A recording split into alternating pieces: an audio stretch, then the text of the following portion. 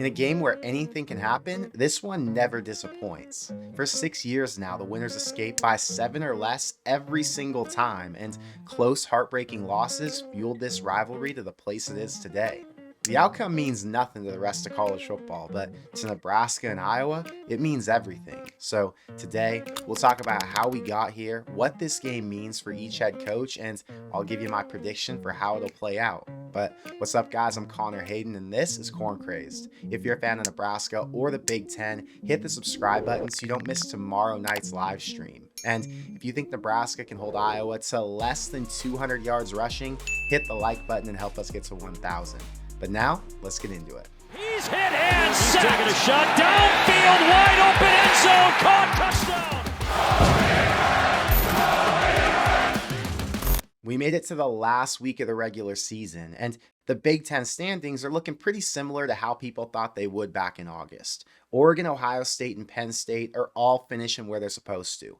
The middle and lower tier Big Ten schools are all living up to their mediocre expectations. And the only surprises we saw were Indiana breaking into the top 3, Illinois almost doubling their projected 5 wins, and Michigan barely getting bowl eligible.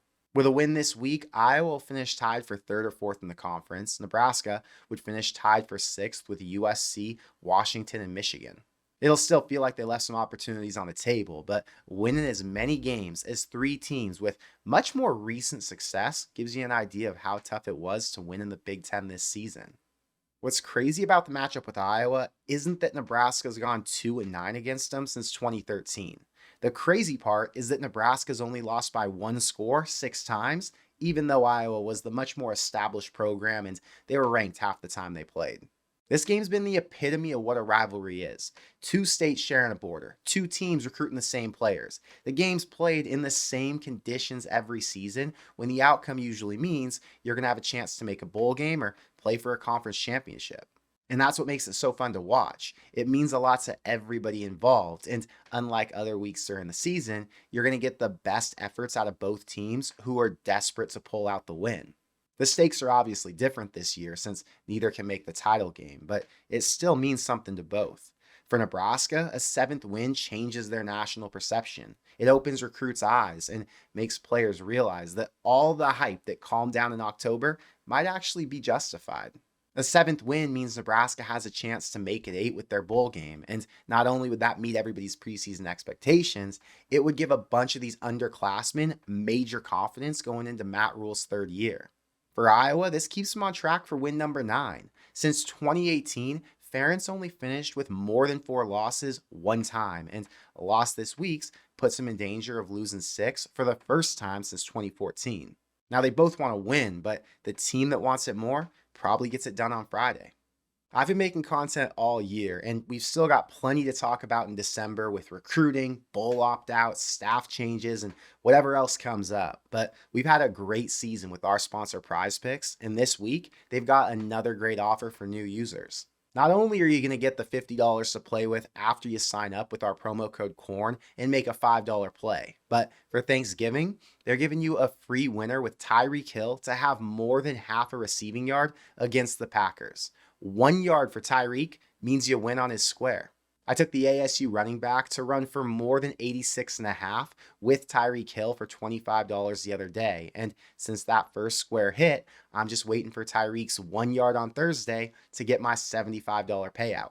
I had this NBA winner that paid $85 last night, and I'm going to use some of those winnings on some Nebraska players against Iowa. But since their lines aren't posted yet, we'll go over my favorite picks on tomorrow night's live stream. Prize Picks is available in Nebraska, California, Texas, and over 30 other states. So if you see your state colored in, you can play there. I post all of my plays in our Discord group, but if you feel confident in some guys and want to get in on the action with over 400 other Corn Crazed subscribers, you can use our promo code and join us over there. When you look at Iowa's stat line from last season, you see 3 QBs who've combined for less than 1,500 yards and only 8 touchdowns, which are very similar numbers to Nebraska last year, but they obviously had a lot less turnovers and a much stronger supporting cast to help them get to 7 wins. QB1 this week is Jackson Stratton, who started his first game last Saturday and finished 10 of 14 for 76 yards, 0 turnovers, and a win. But he's being asked to be a game manager at best. They want him handing the ball off, throwing a few short passes to keep the other side honest, and making sure they don't give it away to the D. Behind him are the playmakers. Caleb Johnson and Kamari Moulton are two of the best backs in the Big Ten, and statistically, Caleb Johnson ranks second nationally in yards, only to Ashton Genty. As a team, Iowa's ranked 13 nationally as a rush offense, and they're averaging almost 250 yards a game behind one of the best O-lines in the conference. It's pretty obvious what they're going to do. They run almost exclusively against loaded boxes since nobody respects their passing game, and they're averaging over 4.5 yards a carry, even though we all know what they plan to do. Last year was a very similar story. Deacon Hill was in at QB. The run game was obviously their strength, but Iowa decided to pass it 28 times. They didn't hit 100 yards through the air, but the run game only picked up 163 on the ground. Nebraska's strength on defense matches up great. The DBs are suspect at times, and the front seven's been as consistent as it has been in the last 4 years. USC went off with 180 yards rushing and almost 6 yards a carry, but their QB and receivers were a serious concern the entire game. Tony White won't have to respect the passing game as much as he did in LA, so with all the pressure Nebraska can bring, they should be able to limit the explosive plays as long as they're making their tackles. On defense, Iowa's ranked 17th nationally and much better against the run than they are the pass. They give up almost 200 passing yards a game with 115 rushing, and they've already allowed 6 QBs to throw for at least 200 yards on them, but their wins come from turnovers. 6 fumble recoveries, 16 interceptions, and a plus 11 turnover margin makes Iowa extremely frustrating to lose to since they're forcing you to beat yourself. Nebraska's made huge strides in that department. They're +1 this season as opposed to -17 last, and 3 turnovers that gave Iowa 6 points last year was the difference in that game. Remember, a 10-win Iowa allowed a banged-up Chubba Purdy to throw for 189 yards, rush for another 42, and Nebraska's inept offense did the defense 0 favors in the second half. We're looking at a very different situation today. A dynamic play caller going into his 3rd game with an offense that lit up one of the best defenses in the Big Ten last week. A quarterback who got his confidence back and got help from a run game that's been off and on all year. The last time Nebraska looked this competent, they went into Iowa City and put up 24 points and over 300 yards of offense on the 2nd best D in the country. Iowa's not built to beat strong offenses. They're built to take advantage of mistakes, limit rushing yards, and not give up big plays. If Holgorsen and Riley are clicking, then it could be a long day trying to find ways to slow them down. Looking at the edge, Nebraska's 44-point effort against Wisconsin and obvious improvements across the entire unit make them an obvious pick here. Iowa's defense is much more consistent on the back end and has their own big bodies up front, making them just as big of a problem as they normally are. Nebraska's solid, but the broken plays over the top raise some questions about how good they really are. On special teams, Iowa ranks 50 spots higher in both net punting and kick return defense. They're 80 spots higher in punt return yards, and Drew Stevens going 17 of 20 on field goals means they're far and away more trusted as an entire unit. Nebraska's made huge strides in this department, and if it came down to field goals, then I'd feel great about John Hull and the field goal block unit. It just turns into a long game if you're relying on punters and kickers for half your yards or half your points. Both sides have elite, well-respected coaches, but the matchup between Phil Parker and Dana Holgorsen is going to be the most interesting to watch. Dylan's faced some tough DCs this season, but like he said in the presser today, Parker's been at Iowa longer than he's been alive. Motivation gets a 50-50 split too. These teams hate each other. Iowa talked a lot of shit while Nebraska was down these past few years, and these seniors haven't forgotten it. There's a genuine hate between some of the fans since they live among each other, and the passion we saw in the Colorado game should be just intense on Friday. The line for this one opened at Iowa -5, but already moved to 6. And with a 39.5-point total, Vegas expects a 23-17 Iowa win. And I think we're seeing 2 factors that make this spread so big. First is the home night atmosphere in Iowa City. It's been a really tough place to play for most of the Big Ten, and especially Nebraska.